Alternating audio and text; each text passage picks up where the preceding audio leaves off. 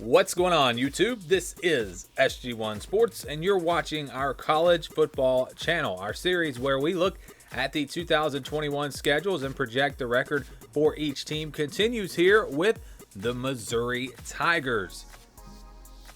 It was an all SEC schedule last year, and Missouri still was able to go 500. They went 5-5 with an all SEC schedule, and that I think surprised a lot of people, including me. You look at the schedule for this year, and they have a chance, I think, to do even better, at least overall. And you go 500 in the SEC again this year, that would be 4-4. Win your non-conference games, and Missouri's sitting there at 8-4 at the end of the day. That would be a really good season, I think, for Missouri. And the schedule really in the non-conference is not too tough. Let's first look at the games outside of the division, because we know, of course, Missouri is going to play everyone in the SEC East. So in the non-conference, they're going to play Central Michigan, Southeast Missouri, on the road at Boston College, and North Texas. So out of those four games, really only one challenging game. That'll be on the road at Boston College. BC was pretty good last year. They should be similar this year. So I think that's going to be a really great matchup. Maybe not one that many people are talking about when you're talking about the big non-conference games. That one right there, I'm telling you, that could be a big one there. And then North Texas, you never know. Central Michigan, you never know. But Southeast Missouri, an FCS team, shouldn't be any challenge at all. Out of the West, they're going to play Texas A&M and Arkansas. Now, they play Arkansas every year, so you know that one's going to happen. They always play them at the end of the season. That's kind of the new rivalry, I guess, that the SEC has put together. Cross-division rivalry, anyways. So they're going to play Arkansas. The other team out of the West is Texas A&M. So they don't get a great draw here. But I think, really, as long as you avoid Alabama, you're doing okay with your schedule. Because, yes, Texas A&M, LSU, those teams are probably going to be second and third. We don't know for sure which order that's going to be. Those are, again, probably the second and third best teams. But there are no easy games in the SEC. If Missouri had to play Arkansas and then play Ole Miss, I mean, that would still be pretty tough. Ole Miss is going to be pretty good.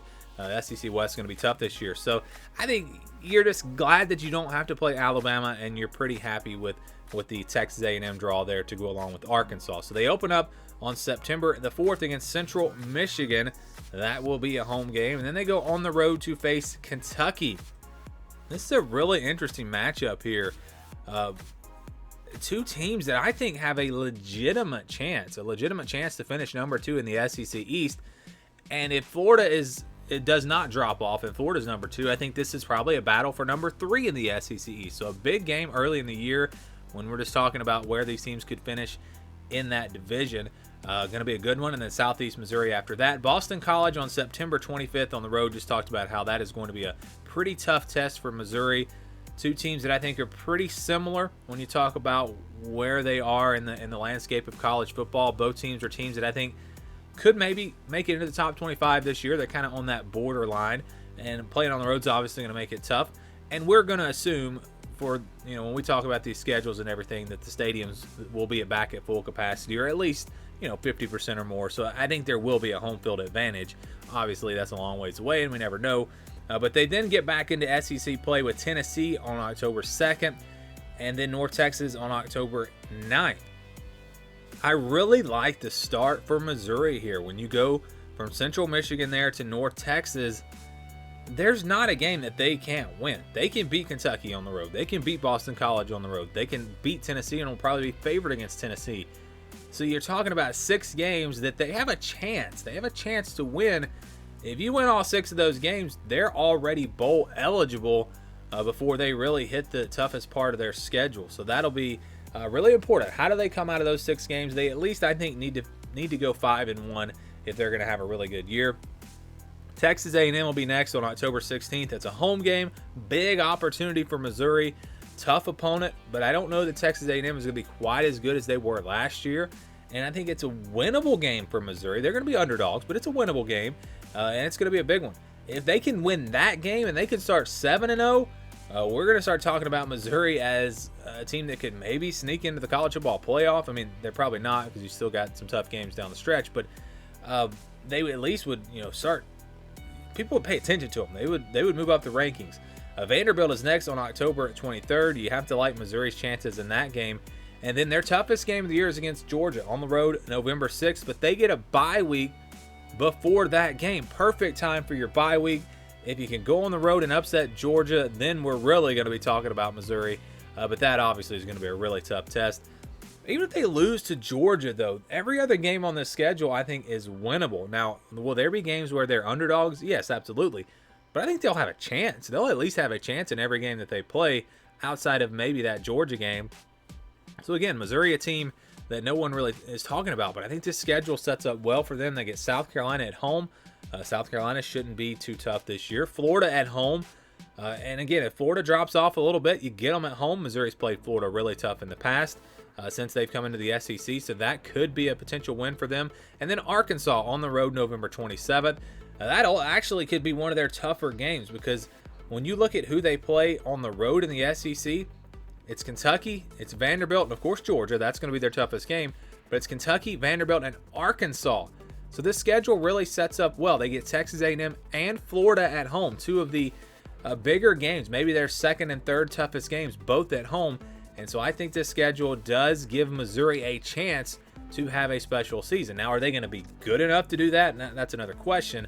But I think if this team is a really good team this year, the schedule absolutely sets up in a way to where Missouri could be a surprise team in 2021.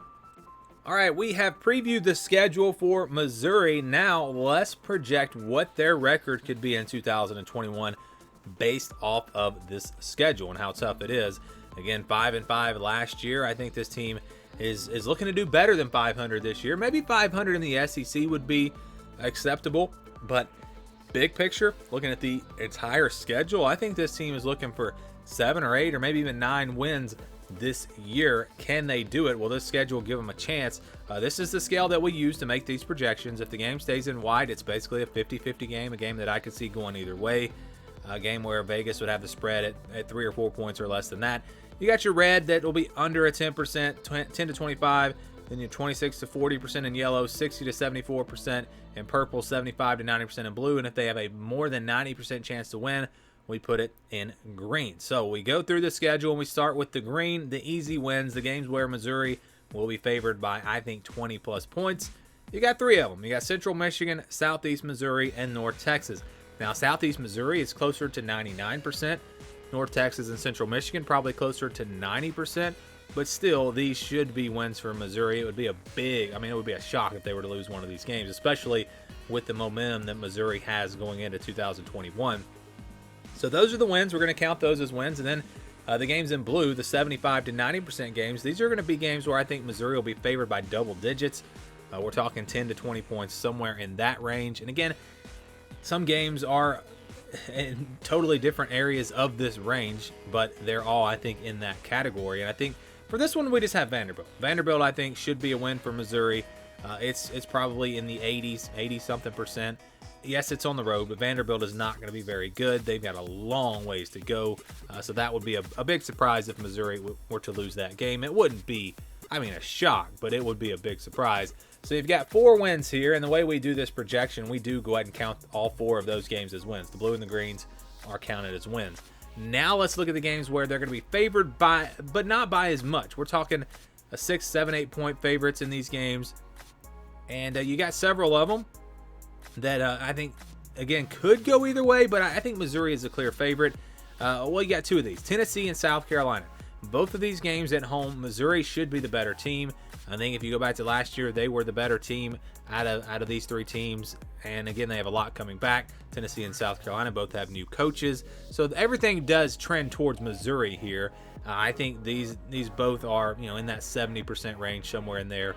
So I do like Missouri's chances in both of those matchups. Now we go to the other end of this, the games where Missouri will be an underdog. And we start with Georgia. I do think Missouri still will be a big underdog in this game, double-digit underdog, playing on the road against a Georgia team that's a top 5 team. This is just going to be a very tough one. Now, if they pull off that upset, it could be a very special year for Missouri. I just don't see that one coming. So we're going to go ahead and count that one as a loss. So the red and orange are both counted as losses. And then we just go through the rest of the schedule and average it out. But we've got a couple more to go through. We got to do our 26 to 40% games. These will be in yellow. And I think you got a couple here. You got Texas A&M and Florida, both games that Missouri can win, and they'll have a chance in these games, but they're going to be a touchdown underdog probably in both of them. If these games were on the road, they might even be in the orange, or at least Texas A&M, maybe not Florida. But playing at home, I think that gives them a chance, and that does elevate both of these matchups to the yellow, from the orange to the yellow. And then that leaves Kentucky, Boston College, and Arkansas. All three of these games, to me, are 50-50 games that could go either way. They are very even matchups. Missouri might be a little bit better than all three of these teams. It's debatable, but they're playing all three of them on the road, and that does make it tough. But again, I think all three of these games could really go either way.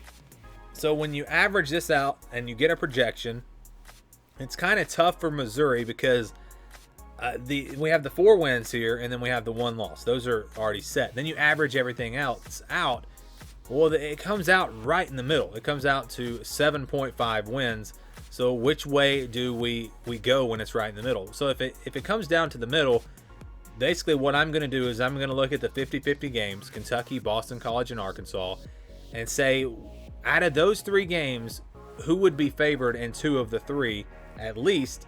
And I think that Missouri would probably be an underdog in at least 2 of those games just because they're on the road. It's very close for me, but I think probably 2 of those games at least, you're talking about Missouri as a very slight underdog, and because of that, the projection does drop to 7-5. So like I said, it was right in the middle of 7-5 and 8-4 the way we do this formula.